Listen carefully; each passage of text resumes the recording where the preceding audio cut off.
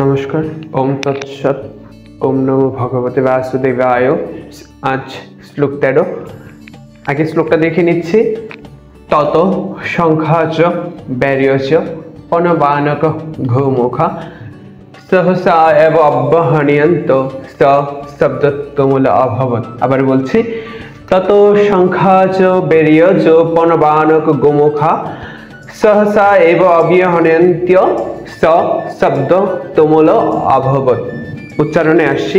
পদচ্ছেদ আমরা একটু দেখে নিচ্ছি। তত সংখ্যার্ষকে ভেঙ্গে আমরা জানি তালব্যস্য চ যুক্ত থাকলে তালব্যস্যর পরিবর্তে বিসর্গ হয়। চটা মানে যে বর্ণটা যুক্ত থাকে সেটা আলাদা হয়ে যায়। তাহলে সংখ্যার্ষ সংখ্যা ঠিক আছে, তালব্যস্যের পরিবর্তে বিসর্গ, চটা আলাদা। ব্যার্যস্য একই, ব্যার্য ঠিক আছে, তালব্যস্যের পরিবর্তে বিসর্গ, চটা আলাদা। পনবানক গোমুখা এটা ঠিকই আছে, কোনো পরিবর্তন নেই। সহসা আমরা জানি ঐকারটা থাকলে ঐকারটা এ হয়ে আলাদা হয়, আর বটা এই বটা ঐকার আর আকারটা একসাথে হয়ে আপনার কি হয়, আকারটা পূর্ববর্তী যে বিচ্ছেদটা ওটার সাথে যুক্ত হয়, আর ঐকারটা পরবর্তী শব্দাংশের সাথে আলাদা হয়ে যায়। যেমন আমি এটা আগের ক্লাসে করিয়ে দেখিয়েছি, সহসই অবহন্যন্ত, এখানে সহসা হয়েছে, এই আকারটা হয়েছে, আর ঐকারটা আলাদা হয়েছে, এব হয়েছে। অব্যহন্যন্ত এই যে এখান থেকে ভেঙেছে অটা, অব্যহন্যন্ত। আর স শব্দ এখানে দন্তা শয়ত যুক্ত আছে, ভেঙে হয়েছে, বিসর্গ হয়েছে। আর এইখানে এই যে তয়তো এটা আলাদা হয়েছে, তুমুল, এই হটা আলাদা হয়েছে, অভবৎ। পদচ্ছেদটা যদি আমরা কেউ না বুঝতে পারি, বিগত ক্লাসগুলোতে আমি যে সূত্রগুলো লিখে দিয়েছি, ভাঙার সিস্টেমটা, পদচ্ছেদ করার সিস্টেম আমরা একটু দেখে নেব বিগত ক্লাসগুলো। তারপরেও না বুঝলে আমরা অবশ্যই কমেন্ট জানাবো, আমরা কমেন্ট বক্সে উত্তর দেওয়ার চেষ্টা করব। এখন উচ্চারণ দেখি। আমরা জানি জ থাকলে ইয়া হয়, তাই আমরা নতুন করে সূত্রগুলো লিখছি না, কারণ ক্লাসগুলো অনেক দীর্ঘায়িত হয়ে যাবে, বড় হয়ে যাবে, ভিডিও বড় করতে চাচ্ছি না, বিদায় প্রতিদিন সূত্রগুলো লিখছি না। যাদের প্রয়োজন বিগত ক্লাসগুলো থেকে অবশ্যই দেখে নিব।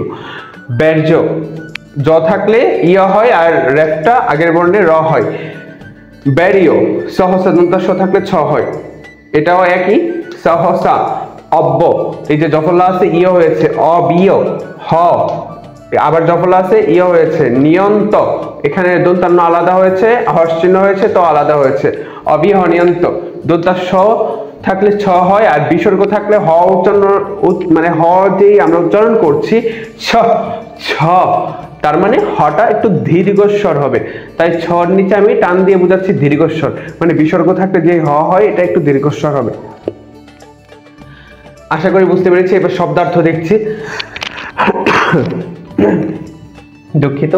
শব্দার্থ তত, তত মানে তদানন্তর বা তারপরই, সংখ্যা মানে শঙ্খ, চ চ আমি অনেকদিন এটা আমরা আপনারা হয়তো করছেন, মুখস্থ হয়েছে আশা করছি। চ মানে এবং বা আর সবাই জানি। ব্যার্য মানে ভেরি, একটা যন্ত্র, বাদ্যযন্ত্র বা শঙ্খ, মানে ওয়ান কাইন্ড অফ শঙ্খ বলা যায়। পনবানক গোমুখা ঢোল, মৃদঙ্গ ও নৃসিংহাদি বাদ্যযন্ত্র, মানে আরো বিভিন্ন বাদ্যযন্ত্র যেগুলো তৎকালীন সময়ে বাজানো হতো বা প্রচলন ছিল অত্যাধিক। সহসা মানে হঠাৎ, মানে মানে হঠাৎ করে বেজে উঠলো, মানে সবগুলো যন্ত্র একসঙ্গে বেজে উঠলো। এবং মানে ই অব্যহন্যন্ত বাজানো হলো।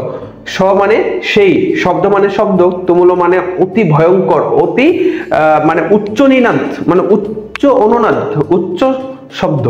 অববদ মানে হয়ে উঠলো। তাহলে আশা করছি আপনারা অনুবাদটা মোটামুটি গুছিয়ে নিতে পারবেন। তারপর আমি অনুবাদটা বলে দিচ্ছি। আমরা আগের শ্লোকে মানে বিগত 12 নম্বর শ্লোকে দেখেছি পিতামহ ভীষ্ম, হ্যাঁ, হর্ষ ধ্বনি তৈরি করার জন্য সে তার শঙ্খ বাজালেন। তারপরেই মানে 13 নম্বর শ্লোকে তার সাথে সাথেই কি আরো শঙ্খ, বেরি, ডোল, মৃদঙ্গ, নৃসিংহাদি বাদ্য হঠাৎই একসঙ্গে বেজে উঠলো। এবং এই যে একসঙ্গে সবগুলো যন্ত্র বেজে উঠলো, সেই শব্দটা কি অতি ভয়ঙ্কর ভাবে শোনা যাচ্ছিল, মানে অতি ভয়ঙ্কর রূপে হয়ে উঠছিল। সবগুলা সাউন্ড যখন একই সঙ্গে বেজে ওঠে সেটা অবশ্যই অতি তীব্র ভয়ঙ্কর ভাবে শোনা যায়, সেটা আমরা বুঝতে পেরেছি। এখন আমরা ইংলিশটা দেখছি। Dan concerts, kettle drums, tabors, drums and trumps suddenly blared forth and the noise was tumultuous. এখন আপনারা দেখেন একটু জিনিস আমি বলি, এই যে ইংলিশগুলো আমি কনসেস মানে শঙ্খ জানি, আগের ক্লাসে লিখে দিয়েছি। কনসেস মানে দেন কনসেস, তারপর শঙ্খ কি হলো, শঙ্খ অতি ভয়ঙ্কর ভাবে বেজে উঠলো। এই যে আমরা দেখলাম তারপরে শঙ্খ এবং আর বেরি, ডোল, মৃদঙ্গ, নৃসিংহাদি বাদ্যযন্ত্র হঠাৎ একসঙ্গে বাজানো হলো এবং সেই শব্দটা কি অতি ভয়ঙ্কর ভাবে শোনা যাচ্ছিল। এই যে এটা আমরা এই টেমোলটিয়াস মানে হচ্ছে অতি ভয়ঙ্কর, টেমোলটিয়াস মানে হচ্ছে অতি ভয়ঙ্কর। আচ্ছা, তাহলে ট্যাবর্সটা মানে কি? ট্যাবর্সটা মানে আমরা অবশ্যই বুঝতে পারছি ভেরি। ভেরি আমরা কি চিনি? ভেরি চিনি। এই যে এখানে দেখি, এখানে দেখেন কনসেস মানে শঙ্খ, আমি আলাদা করে দিচ্ছি আপনাদের বোঝার সুবিধার্থে। কনসেস মানে শঙ্খ, এখানে লিখিনি। ক্যাটেল ড্রামস মানে হচ্ছে আপনার বেরি বোঝানো হচ্ছে। আর ট্যাবর্স মানে হচ্ছে, ট্যাবর্স মানে বোঝানো হচ্ছে এই যে ডোল, মৃদঙ্গ, নৃসিংহাদি বাদ্যযন্ত্র, এরকম ট্যাবর্স, ড্রামস এন্ড ট্রাম্পস, এই তিনটা শব্দ মানে ডোল, মৃদঙ্গ, নৃসিংহাদি বাদ্যযন্ত্র। এই বাদ্যযন্ত্র, বিভিন্ন বাদ্যযন্ত্রকে বলা হচ্ছে ট্যাবর্স, ড্রামস এন্ড ট্রাম্পস। সাডেনলি মানে হঠাৎ, ব্লেয়ার্ড ফোর্থ এন্ড মানে হঠাৎ একই সঙ্গে বাজানো হলো।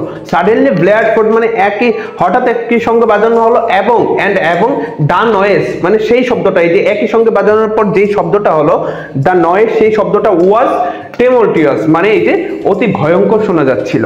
আশা করছি বুঝতে পেরেছি। তারপরে যদি না বুঝতে পারি, আমরা এই গীতার ক্লাসগুলো শেষ করার পর আপনাদের ফোনেটিক্সের কিছু ইংলিশ ক্লাস করাবো। আমার এটা ইচ্ছে আছে, যদি সময় করে উঠতে পারি অবশ্যই আমি ফোনেটিক্সের কিছু ইংলিশ ক্লাস এবং স্পোকেন ইংলিশের উপর কিছু ক্লাস আমি করাবো। তাহলে এইগুলো আমরা ডিটেলস আলোচনা করব। এখানে ডিটেলস আলোচনা করতে চাচ্ছি না এই কারণে, কারণ ক্লাসটা এক হচ্ছে বড় হয়ে যাবে, আবার হচ্ছে আমরা এইটার যে ফোকাস, এখানে আমাদের ফোকাসটা হচ্ছে গীতাকে তিনটা ফরম্যাটে শেখা, সংস্কৃত, বাংলা এবং ইংরেজি। তা এইটা থেকে আমরা একটু মুভ করতে চাচ্ছি না, আমরা এটার জন্য একটা আলাদা করে প্রোগ্রাম করব। আশা করছি আপনারা আমাদের সঙ্গে সঙ্গ দিবেন, সেই প্রত্যাশা নিয়ে আজকের মতন ক্লাসটি শেষ করছি। প্রত্যাশা করছি আপনারা সবাই বুঝতে পেরেছেন। না পারলে অবশ্যই কমেন্ট বক্সে জানাবেন, আমরা যথাসাধ্য চেষ্টা করব। নমস্কার, রাধে রাধে, জয় গীতা।